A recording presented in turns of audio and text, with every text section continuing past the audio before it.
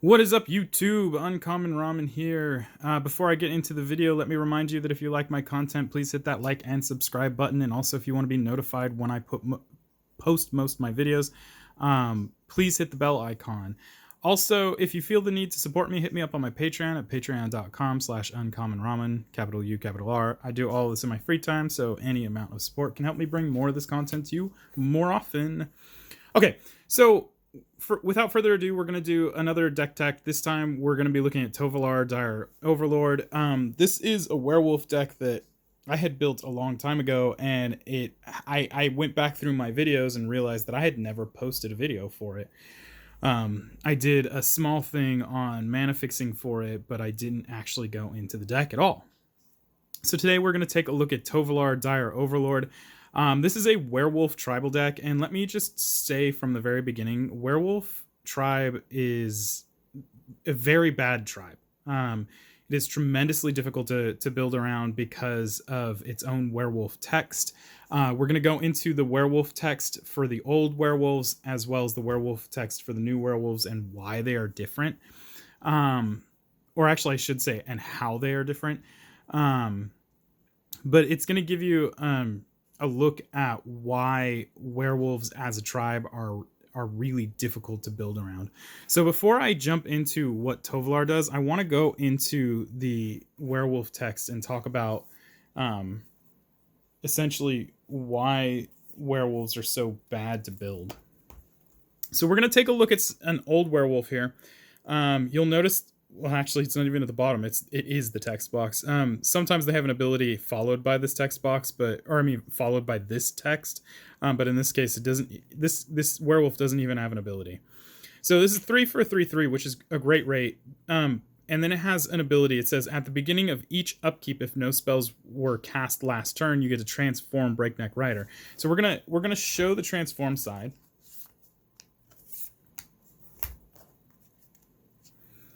Okay, so we have Neckbreaker on the other side. It's a 4/3. Attacking creatures you control get +1/+0 and have trample, which is really great.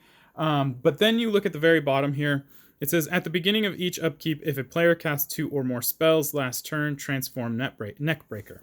So why are werewolves a bad tribe to build around? It's because of that text. It's very specifically because of that text that werewolves are so bad to build around, because it lends a huge amount of control over the transforming of your werewolves to your opponents. Just by playing the tribe without doing anything on your own, you already have given an advantage from your deck to your opponents in the form of this transform mechanic. That is to say that in order to transform your werewolves into their werewolf side, somebody has to have cast 0 spells during their upkeep. Then, in order to keep them transformed on the werewolf side, somebody has to have not cast 2 spells during their turn. Both of these things are very unlikely. Especially in a commander game, it's not likely that your opponent is going to pass without casting something. And usually, if they do pass without casting something, it's either very bad for them or very bad for you. More importantly, the secondary clause, which is when they are transformed, if somebody casts 2 or more spells during their turn, during the next upkeep, you have to transform them back into human form. It is not unusual in a game of Commander to cast more than 1 spell per turn. And so what you end up doing is lending a huge amount of control to your opponents. Now, newer werewolves don't say that. Newer werewolves have a mechanic called Daybound, and you can see that right here, Daybound. And I'll show you the opposite side. And right down there, Nightbound. Okay. Now, for all intents and purposes, Daybound and Nightbound are kind of the exact same thing. In order for it to be Daybound, essentially, it becomes Daybound as soon as you cast a creature that is dictated by Daybound or Nightbound. But in order for it to change from Daybound to Nightbound and from Nightbound to Daybound, it's the same werewolf text. And I'll show you this card. So during daytime, as it becomes day, transform all nightbound permanents. And if a player casts no spells during their own turn, it becomes night during the next turn.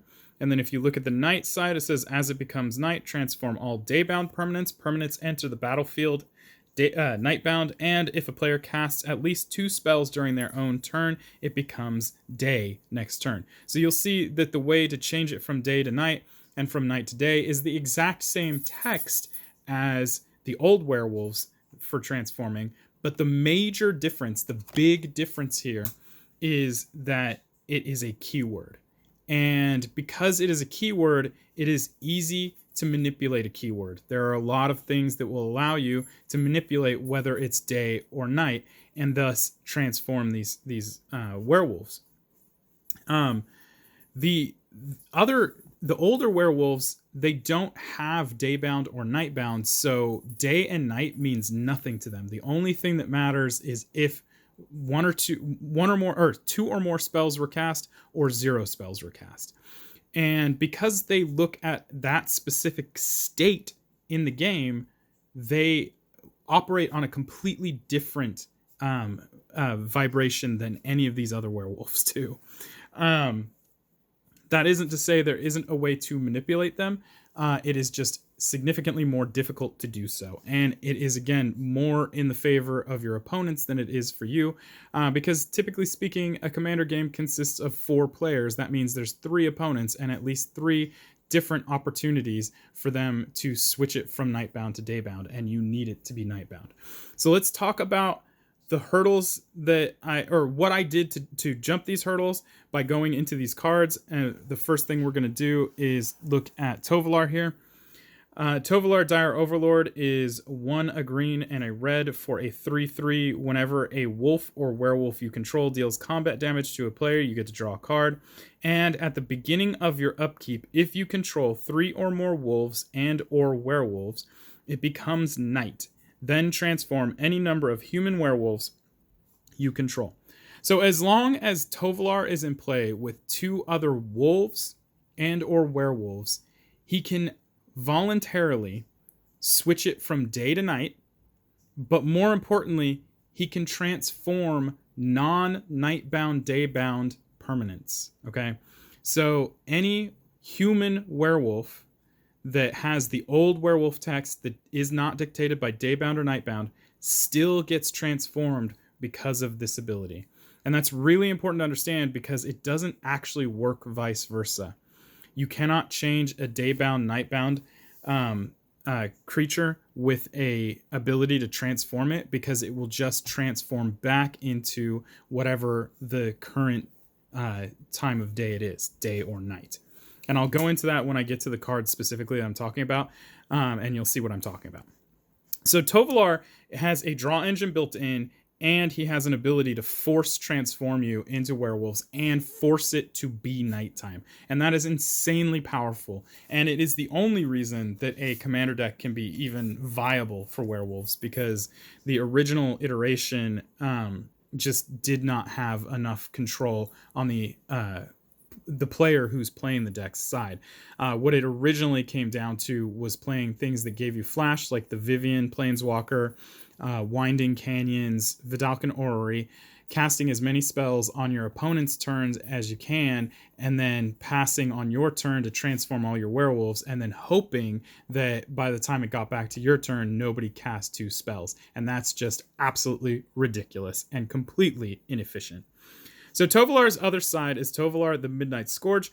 Whenever a wolf or werewolf you control deals combat damage to a player, draw a card, and then for X, a red and a green, target wolf or werewolf you control gets +X/+O and gains trample until end of turn as nightbound. So essentially, we have this thing here that allows us to break through blockers by giving trample, and that's going to be a big theme in this deck because it's going to be one of the only ways that we can shut out a game, at least in this kind of tribe.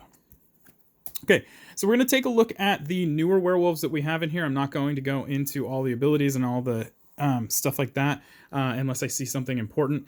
We're going to start here with Avabrook Caretaker, which is just an insanely powerful werewolf. If you're running a werewolf deck, this card should be in your deck.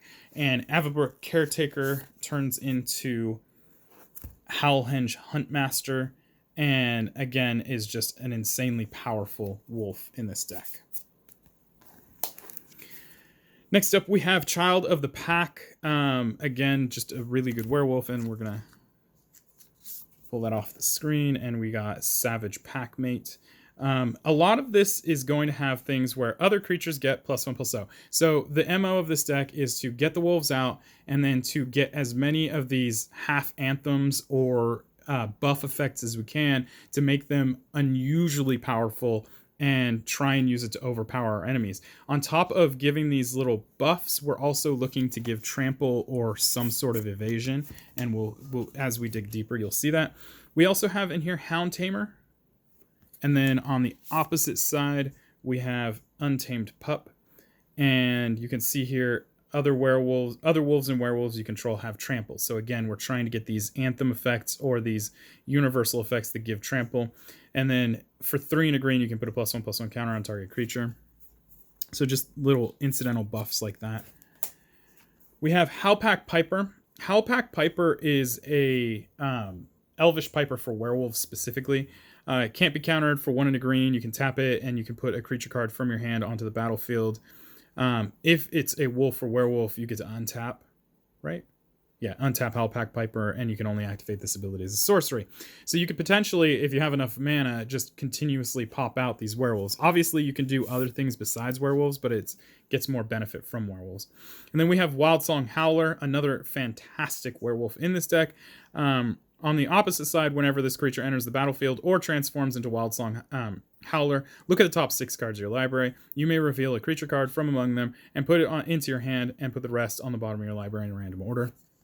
So there are going to be a bunch of effects like that too, where we get to look at the top X amount of cards of our library and try and find werewolves and either put them into our hand or onto the battlefield.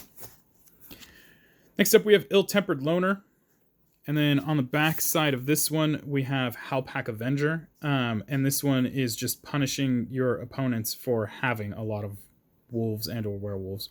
Or in this case, whenever a permanent you control is dealt damage. But yeah, we're punishing them for touching us. Next up, we have Kessig Naturalist. This guy on attack is going to create mana for you. And then on the opposite side, we have Lord of the Ulvenwald. It gives other wolves and werewolves you control +1/+1, so it falls into that anthem. And also on attack gives you mana, so we can continue to try and pump out as many of these wolves as possible. Next, we have Outland Liberator. And then on the opposite side, we have Frenzied Trapbreaker. This is in here so that we can destroy artifacts and enchantments. You can always sacrifice her to do so, but she also has an on-attack trigger that does the same thing. So unless you have like multiple needs to destroy them, there's no reason to sacrifice her. We have Reckless Stormseeker. At the beginning of combat on your turn, target creature you control gets +1/+0, gains haste until end of turn, which is super good. But on our opposite side, we have Storm Charged Slasher. At the beginning of combat on your turn, target creature you control gets +2/+0, gains trample and haste. So again, we're getting that trample in there. Got Tovolar's Huntmaster, very good card in here. When it enters the battlefield, you get to create 2 green 2/2 green wolf creature tokens. And then on the opposite side, we got Tovolar's Pack Leader. When it enters the battlefield or attacks, you get to create 2 2/2 green wolf creature tokens. Just again, trying to get as many wolves on the board as possible. Then we have Village Watch. On one side, just has haste. On the other side, it gives wolves and werewolves you control haste. And that is just super good in here for trying to make sure that we can shut out the game as quickly as possible. We got ourselves Volatile Arsonist, and this I got this mixed up with the Ill-Tempered. This is the one that sees it's self-attacking and deals 1 damage to each of up to 1 target creature and or player, but then on the flip side, I believe it sees any wolves. Whenever it attacks, it deals 2 damage. Oh, okay, never mind. I guess I just misread this. It's still really good. Whenever it it attacks. It deals 2 damage to each of up to 1 target creature. 2 damage to each of up to 1 target creature? And up to 1 target player, I see. And or up to 1 target planeswalker. So just a versatile way to get some incidental damage, and I guess I've just misread that like a million times. Next up, we have Weaver of Blossoms. It's a mana dork werewolf. On one side, just taps for any color, and then on the other side, taps for 2 of any color.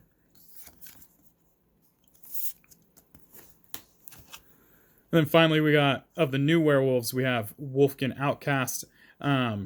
Costs 2 less if you control a wolf or werewolf. So instead of being 5, it's going to be 3 and a green. Instead of 6, my bad.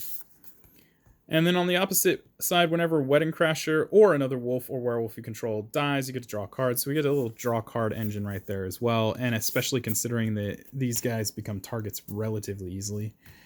Next up, we're going to look at the wolves, the older werewolves. Starting with the Breakneck Rider, we already saw on the other side of this, the Breakneck Rider, when it transforms, it gives attacking creatures you control +1/+0 and trample. So again, just the anthem, half anthem with the trample keyword there.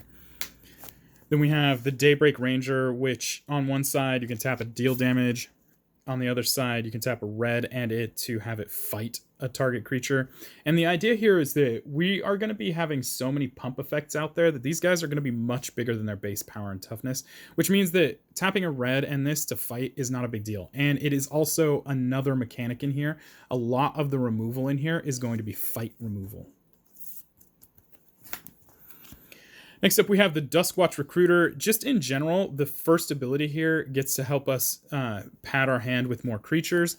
But when we flip it, it gives it has creature spells cost 1 less to cast. So we're just downright discounting them. And in a werewolf deck, some of these werewolves can get pretty expensive. So it's just nice to have. Next up, we have Gyreach Bandit. On one side has haste. On the other side, whenever a wolf or it's just werewolf. Whenever a werewolf enters the battlefield under your control, you may transform it. So we just get to immediately transform it. Now, this is not going to work with daybound, nightbound creatures. And the reason behind that is, yes, they will transform for a small instant. And then after they transform, they're going to do a state-based check to see what time of day it is. So let's say you have this in play and it is transformed already, and because this is an older werewolf, the only way to get it to transform the other way is for somebody during their turn to play 2 or more spells, regardless of whether it's nighttime or daytime. So let's say it's daytime and this guy's in play. And for some reason, it didn't have to transform. Somehow you transformed it, and so it doesn't have to transform. And then you play one of your newer daybound werewolves. Vilden Pack Alpha is going to see that, and it is going to transform that werewolf into its werewolf side, its nightbound side. And then the nightbound text is going to look for nighttime, see that it's daytime, and immediately transform it back into daybound. So this works for all your older werewolves, and it works if it's nighttime, and for some reason, well, it doesn't work anyway for the new ones, no matter what, because the new ones, when they come into play, they immediately look for Nightbound and will immediately come into play in Nightbound. And actually, now that I think about it, if you look up the Oracle text, if it is nighttime already during your turn and you cast some of the older werewolves, they also see that the Nightbound text. So if somebody played 0 spells during the last turn, the older werewolves see that too when they come in, and they will come in transformed. So this is a very strange card, but it's good in the deck for the older werewolves for weird situations that don't happen all that often. We'll just put it that way. Then we have Hermit of the Natternals. On one side, whenever an opponent casts a spell during your turn specifically, you get to draw a card, so you're punishing them for casting instants. And then on the other side, whenever an opponent casts a spell during your turn, you get to draw 2 cards instead, so super punishing them. Not to mention you get a 3/5 body out of that. We have Huntmaster of the Fells. Whenever this enters the battlefield or transforms into Huntmaster of the Fells, you get it to create a 2/2 green wolf creature token and gain 2 life. Super good. again, we're creating those wolves, and also on top of that, we're getting some life. And then on the other side, we have Ravager of the Fells, has trample, and whenever this creature transforms into Ravager of Fells, it deals 2 damage to target opponent or planeswalker, and 2 damage to up to 1 target creature that player or that planeswalker's controller controls. So that's incidental damage. It's only 2. It's not going to kill a lot of things, but it will kill something. And the 2 damage to your opponent's head is just great incidental damage. Am I putting these in the right pile? Yes. Okay. Next up, we have Instigator Gang. And Instigator Gang is the evasion that is outside of trample. So first off, on its human side, we have attacking creatures you control get +1/+0. So we're getting that half anthem, and it's helping pump our werewolves. On the flip side, we have Wildblood Pack, and it has trample at this point, and it gives attacking creatures you control +3/+0. I thought it gave menace too. Well, okay, it doesn't matter. This gives +3/+0, which is a huge bump. And since there are so many things in the deck that give trample, this thing is going to give so much power that it's going to become a problem. And in a lot of cases, a lot of people look at this in their werewolf deck as their win condition, just because +3/+0 is nothing to sneeze at. Okay, next up we have Crew and Outlaw. On one side, it's got first strike. On its wolf side, it says double strike, and each wolf you control can't be blocked. There you go. This is the one that gives menace. Each wolf can't be blocked except by 2 or more creatures. So each of your werewolves, my bad, get menace. And this is another way to get evasion outside of trample. And in this case, if they don't block with 2 creatures, you're actually dealing the full amount of damage to your opponent. Next up, we have Lambholt Elder. Not a lot of people play this one. On one side, we're just vanilla with the werewolf text. On the other side, it says whenever Silver Pelt Werewolf, which is this guy, deals combat damage to a player, you get to draw a card. I like to run this one because, first off, it's a big body. It's a 4/5.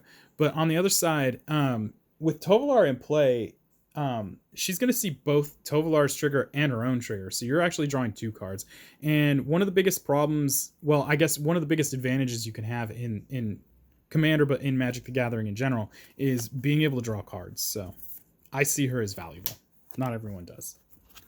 Next up, we have Mayor of Averbrook. Mayor of Averbrook is very interesting in this deck because on his human side, he actually gives all your humans an anthem, which is great, because now they're a little bit more powerful. But on his werewolf side, I believe he gives a werewolf anthem. Yeah. Other werewolves you control get +1/+1. And then it also has, at the beginning of your end step, put a 2/2 green wolf creature token onto the battlefield just for existing. And again, this is exactly everything we're looking for. We're looking for anthems, and we're looking for creating a ton of tokens. The only thing it's missing is being able to give trample, and hey, I will take it. Again, werewolves are not very good, so just keep that in mind. Next up, we have Mendronin Shaman. On one side, it's vanilla. On the other side, we have a 5/5 Tovolar's Mage Hunter. Whenever an opponent casts a spell, Tovolar Mage Hunter deals 2 damage to that player. This is here specifically to punish your opponents for casting spells on their turn, because casting spells on their turn is what is actually going to transform our werewolves in the first place. So if we can get 4 damage in for them casting spells, at the very least we got some value out of something before it had to transform. But ask me how many times that's actually happened, because honestly, this deck is not good. Next up, we have Sage of Ancient Lore. On one side, its power and toughness are each equal to the cards in your hand. So again, we want to take advantage of drawing a bunch of cards. And when it enters the battlefield, you get to draw a card. On the other side, it has Vigilance and Trample, and Werewolf of Ancient Hunger's power and toughness are each equal to the total number of cards in all players' hands. So now, not only are we getting benefit from our own card draw, if our opponents are also drawing lots of cards or have lots of cards in hand, this guy's going to get pretty massive. And because it has Trample, it's going to get through. And because it has Vigilance, it can still block. Right, next up we have Scorned Villager. This is another Werewolf Mana Dork. On one side we have the Mana Dork ability for 2 mana. it costs 2 mana to cast the thing. You can tap it for 1 mana. And on the other side, we have a vigilance creature that taps for 2 green mana. And the reason this is really important is because even though it's only a 2/2 body, we have enough pump in here that we can still be able to attack with this and then use its mana ability during our second main phase when we should be casting spells anyway. And finally, we have the old commander for this deck. And this is this probably was the best card you could use as the commander for this deck before the other things existed, only because you have both colors, so you can use both the green and red werewolves, and they didn't have any other colored werewolves until just recently, except an old Odyssey card, or it might have been Torment, that really didn't have any synergies with this deck. So we have Ulrich of the Crawling Horde. Whenever this enters the battlefield or transforms into Ulrich of the Crawling Horde, target creature you control target creature in general, gets +4/+4 until end of turn. So that's a pretty significant buff. And again, because we're switching it to human side, it's a pretty significant buff for a human. And then we have Ulrich Uncontested Alpha. Whenever this creature transforms into Ulrich Uncontested Alpha, you may have it fight target non-werewolf creature you don't control. Again, that fight trigger is going to be a sub-theme in this deck, so we just got to pay attention to that. So that is all of the werewolves in this deck. There are a couple of extra creatures in here that benefit from some part of either wolves being in play or things transforming. Starting with Cult of the Waxing Moon, whenever a permanent you control transforms into a non-human creature, so basically transforms from human to werewolf, you get to put a 2/2 wolf creature token onto the battlefield. This is a great creature to have in play to get more of those wolf creature tokens into play. Then we have Immerwolf. Immerwolf is super important in this deck, and it's the main reason why you do not want to run this as a mono green werewolf deck, because Immerwolf says straight up on it, non-human werewolves you control cannot transform. So once they have turned into a werewolf, if you have Immerwolf in play, they will stay in werewolf form. This is hands down probably one of the best cards in this deck because of that reason. And then on top of it, it counts itself as an anthem, and it also has an intimidate ability. So this card is just downright probably one of the best cards in this deck. It's also one of the ones that I see almost never. Next up, we have Nightpack Ambusher. Nightpack Ambusher is an anthem for wolves. It has flash, and it has at the beginning of your end step, if you didn't cast spells during this turn, you get to create a 2/2 wolf creature token. This is a herald of the past of the way that we had to play werewolves. Essentially, this became the most important, between the Immerwolf and those were the most important cards in the deck, because you weren't planning on casting spells during your turn. So Nightpack Ambusher helped you propagate your field with a bunch of tokens, whereas Immerwolf helped you by making sure your werewolves just straight up didn't transform. On top of it, they were both anthems, so just super good cards in this deck. Next up, we have Primal Adversary. This guy's in here as a wolf. It has trample, and when it enters the battlefield, you can pay 1 and a green any number of times. And then you put that many +1/+1 counters on Primal Adversary. Then up to that many target lands you control become 3/3 wolf creatures with haste and are still lands. And that is permanent. It is not until end of turn. They stay that way. So we're turning our lands into wolves. Those wolves are going to get anthem effects. We are getting +1/+1 counters on our primal adversary. It's just a great way to propagate a board.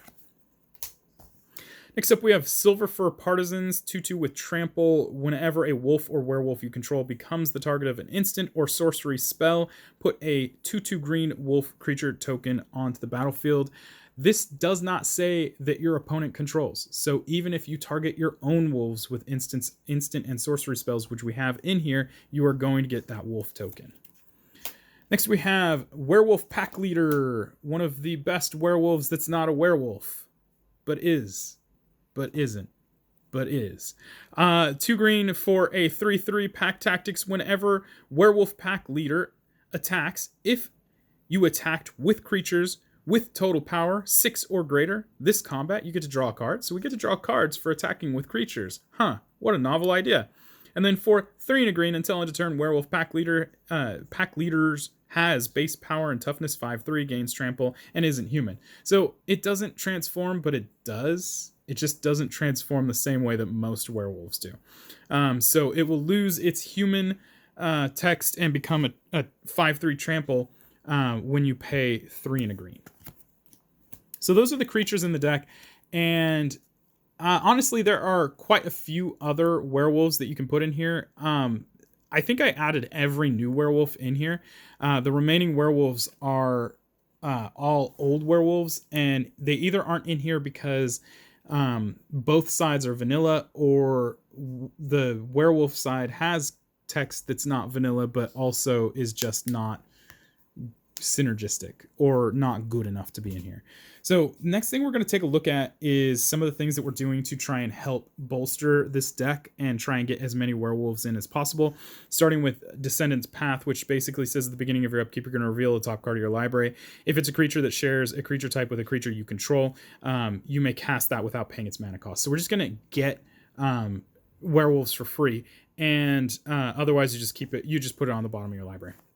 So we get to draw a card at the beginning of our turn regardless, and there's a possibility we also just get a free werewolf out of that. Just a really good card in the deck. Next up, we have Ranger Class in here. Ranger Class, when it enters the battlefield on level 1, it just simply gives you a 2/2 wolf creature token, which is great at the beginning of the game, especially because it only costs 2 with Tovolar, because Tovolar needs to see 3 werewolves, including himself, in order to do his ability. When you level it up to level 2, whenever you attack, you can put a +1/+1 counter on target attacking creature. So we're just going to continuously buff up our creatures over time. And then once you level it up again for 3 and a green, and mind you, when you level these up, it still retains the original text. It just gains more, gets more powerful. So for 3 and a green, you may look at the top card of your library at any time, and you may cast creature spells from the top of your library. So this is another way, this similar but not quite the same as the Descendant's Path, where we get to look if it's a creature, we get to put it in, we get to cast it basically. Unfortunately, it's not free, but you still get to play it from the top of your deck as opposed to your hand. Then finally, we have Kindred Summons. Unfortunately, it's only an instant, not an enchantment, but when you cast it, you get to choose a creature type. So in this case, werewolf. Reveal cards from the top of your library until you reveal X werewolves in this case, and where X is the number of werewolves you already control, and then put all of those cards onto the battlefield for free, and then shuffle the rest of the cards into your library. So this is kind of, if you have the dude with haste that gives all of your werewolves haste, this could end a game for somebody. Next up, we're going to look at a couple things that we're using that are kind of utility in here, and we'll talk about, well, yeah, we'll just talk about why they're in here. So we have Moon Mist. This is another example of a card that only will affect older werewolves and can change them regardless of whether it's daytime or nighttime. Transform all humans, and then prevent all combat damage that would be dealt this turn by creatures other than wolves and werewolves. Okay, so it provides a fog effect. It protects your creatures from being blocked, and it transforms all the old werewolves into their werewolf side if they weren't already there. Again, it's not going to affect Nightbound, Daybound, because Nightbound, Daybound looks specifically for whether it's day or night. Next up, we have Bala Ged Recovery. This has 2 purposes in here. Obviously, the first purpose being its own ability to return target card from your graveyard to your hand. There is a numerous amount of cards in here that you may want to bring back to your hand depending on the situation. The other part here is that it's an MDFC. It has a land on the other side, so if in worst case scenario, if you're about to miss a land drop, this can be your land. We also have anthems in here. Some of these are going to be Icon of Ancestry. When it enters the battlefield, you have to choose a creature type, and then creatures of that chosen type get +1/+1. But it also doubles as an ability to look at cards on your library, and if you see a werewolf, in this case, you get to put that card into your hand. So it's just another way to dig for more werewolves.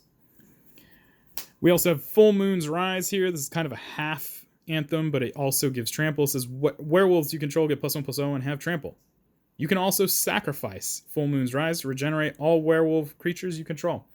It's a great way to get through board wipes that don't specifically say that the creatures can't be regenerated after they're destroyed. It won't save you from exile effects, unfortunately. And then finally, we have Halpak Resurgence in here. This is 2 and a green with Flash. Each creature you control that's a wolf or werewolf gets +1/+1 and has Trample. So we got that Trample effect. We get that buff effect. It's super good. We have one board wipe in here. Typically, you do not want to be in a position where you have to board wipe. That's why we only have the one here. Not to mention that red and green are absolutely the worst 2 colors to have board wipes in. Because there's not very many effective ones. So we are using probably the best red board wipe we have available to us that doesn't destroy lands as well. And again, like I said, there isn't a lot in the way of good green board wipes, aside from like destroying all artifacts, so on and so forth. We have Blasphemous Act. Next, I'm going to take a look at the cards that help us fight, starting with Boxing Ring. This is an artifact for 1 and a green. Whenever a creature enters the battlefield under your control, it fights up to 1 target creature you don't control with the same mana value. And you can tap this to create a treasure token, but only if a creature fought this turn. So that's where we're getting our side theme here of getting some extra mana for fighting, but also just fighting because it's spot removal. This one's a little bit conditional, but it is what it is. We also have Prize Fight in here. Target creature you control fights target creature you don't control, and then you get to create a treasure token. Fairly similar. We have Wolf Strike. Target creature you control gets +2/+0 until end of turn if it's nighttime, and then deals damage equal to its power to target creature you don't control. This is arguably better than fighting because that creature is not dealing its damage to you. So I prefer these effects, but fight is still a thing. We also have Ram Through. 1 and a green. Target creature you control deals damage equal to its power to target creature you don't control. If the creature you control has Trample, excess damage is dealt to that creature's controller instead. This one is the best mechanic because not only are we not fighting, so your creature isn't taking any damage, but if your creature has Trample, and it should, you're also going to deal excess damage to your opponent. This is a win-win-win. Finally, we have Moonlight Hunt. You're going to choose target creature you don't control, and each creature you do control that is a wolf or a werewolf deals damage equal to its power to that creature. This not only can just outright obliterate something on the table, if that thing is massive, it's probably going to take it out either way, depending on how many creatures you have. We have our draw card engines. You have to have something in here, especially red and green aren't. Well, I guess green kind of is, but red isn't really well known for just outright drawing a card without having to discard cards. So starting with Garruk's Uprising, when it enters the battlefield, if you control a creature with power 4 or greater, you get to draw a card. Creatures you control have Trample. So it's an enchantment that just gives creatures Trample. Again, we just really need that Trample. And then finally, whenever a creature with power 4 or greater enters the battlefield under your control, you get to draw a card. And again, on the Nightbound side of most of these werewolves, they have a power of 4 or greater. Most, not all. Next, we have Return of the Wild Speaker. You can do either one of these. The non-human creatures you control get +3/+3 until end of turn is a fantastic overrun effect to shut out the game. But in worst case scenario, you can draw cards equal to the greatest power among creatures you control. Because it's at instant speed, you can wait till after you see Unnatural Growth trigger and then do this. And finally, we got Unnatural Moonrise. This is sorcery, unfortunately, but it does have flashback for 2 in red and green, and it first off changes it to nighttime, which is fantastic. Unfortunately, like I mentioned before, older werewolves don't see that. So just because it changed to nighttime doesn't mean we satisfied the actual clause of nighttime, which is no spells were cast in the previous turn. So the older werewolves, just because it turned nighttime, aren't going to transform. Until end of turn, target creature gets +1/+0, gains Trample, and whenever this creature deals combat damage to a player, you get to draw a card. +1/+0, Trample, and we get to draw a card on combat damage. Win-win-win. We'll take a look at the Planeswalkers really quick, because these are pretty self-explanatory. We have Arlen, the Pax Hope. This Planeswalker turns into a wolf Planeswalker that can become a creature in the form of Arlen, the Moon's Fury. And it's flavorful and just good in this deck. Has really high synergy in this deck. We also have Arlen Cord, the original. Well, I guess the first printing of Arlen. And this one also transforms, but it also creates little wolf tokens. And when it transforms, you can see Where is it? Right. Oh, she doesn't become a wolf, does she? No. Wow. She just doesn't become a creature at any point in time. But needless to say, still highly synergistic with the rest of this deck. And then finally, an old holdover from the previous iteration of this deck, Vivian, Champion of the Wilds. You may cast creature spells as though they had flash. So once you have this in play, theoretically, you should not have to cast anything on your turn. Unless you, for whatever reason, want to. That being said, you still have sorceries in here, so, you know, sometimes you have to just weigh the options and see what happens, but you don't technically have to cast anything on your turn. Her other abilities, they matter, but they don't matter nearly as much as the ability to cast with Flash. But yeah, she gives Vigilance, Reach. She also allows you to look at cards. Next, we'll take a look at the ramp suite. We have ourselves Gruul Signet. We have ourselves Sol Ring. Celestis. Celestis in here not only is a mana rock for 3. It's a 3-drop mana rock. When it enters the battlefield, if it isn't daytime or nighttime for whatever reason, it becomes daytime. And also, you can pay 3 and tap it to literally change whatever time of day it is. So basically, if it is daytime, you can just straight up change it to nighttime. And that is super important because Tovolar isn't always going to be on the field. Tovolar spends a lot of the time in the command zone because he is kind of a target. Anyway, and also whenever, you know, day becomes night and night becomes day, you get to gain a life and draw a card. So again, we're getting a little bit of draw card, except the unfortunate part, you do have to discard. We also have Arcane Signet. We have Cultivate, 3 Visits, Rampant Growth, and Farseek. The final set of cards in here are going to be cards that help with combat in some way, shape, or form to help to either shut out the game or come dang close. So we have Relentless Assault. Sorcery basically gives you a second combat phase. In this deck, that can be outright deadly, so absolutely great card. We have Howling Moon, which is an enchantment. At the beginning of combat on your turn, target wolf or werewolf you control gets +2/+2, so we're just getting an incidental buff. And whenever an opponent casts their second spell each turn, so we're punishing them for playing that second spell, we get a wolf token, a 2/2 wolf token. So perfect for getting those tokens in there and trying to swing wide if necessary. Then we have Unnatural Growth at the beginning of combat on at the beginning of each combat. Double the power and toughness of each creature you control until end of turn. It says each combat, so that means even your opponent's combat, when it comes to blocking, your creatures get doubled power and toughness. It's just this is what makes this deck deadly, so you need this enchantment. And then finally, we have Rhythm of the Wild. Rhythm of the Wild is just a really versatile card in general. First off, your creatures can't be countered, period. So your blue players are going to have a little bit of trouble with this. They're going to have to stop it when you cast it or find a way to destroy it later. Furthermore, non-token creatures you control have Riot. So Riot just means that you get to choose whether it gets haste or +1/+1 counter on ETB. And either one of those are incredible. If the creature comes into play as a big, beefy little guy, then give it the +1/+1 counter. Give it haste. If it comes in as a much smaller thing that you want to protect, give it the +1/+1 counter. Either way, Riot is super good. And the last thing we have in here is we have the lands. So the land base, I know I went into a little bit of a thing about mana fixing in a previous video. I think this was the best I could do with the cards that I had. Okay, starting with Cinderglade, it counts as a mountain forest. We have Command Tower. We have Copperline Gorge. We have Firelit Thicket. We have Game Trail, check land. We have Grove of the Burn Willows. We have Gruul Turf, the Bounce Land. We have Karplusan Forest, the Pain Land. Kessig Wolf Run. This is a utility land that for X, a red, and a green, you can tap it and target creature gets +X/+0 and gains trample until end of turn. I've seen this actually shut out people. So this is a good card. We have Raging Ravine.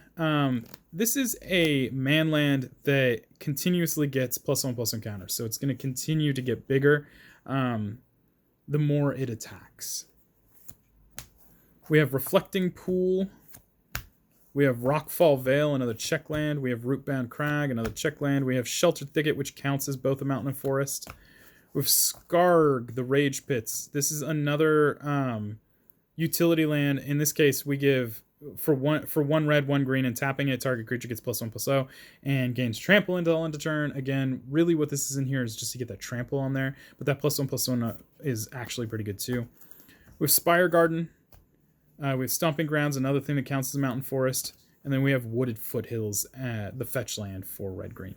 And then finally we have our forests. We have 1, 2, 3, 4, 5, 6, 7, 8, 9, 10, 11, 12 forests, and 1, 2, 3, 4 mountains. So that is the Tovolar deck.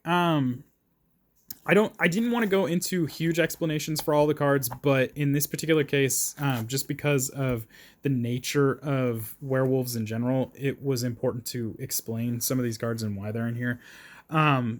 So that is Tovolar, Dire Overlord. This wasn't supposed to go as long as it did. If you have any questions or comments, leave those down below. Keep it positive. I'll remove negative comments. And yeah, that's kind of it, guys. Until next time.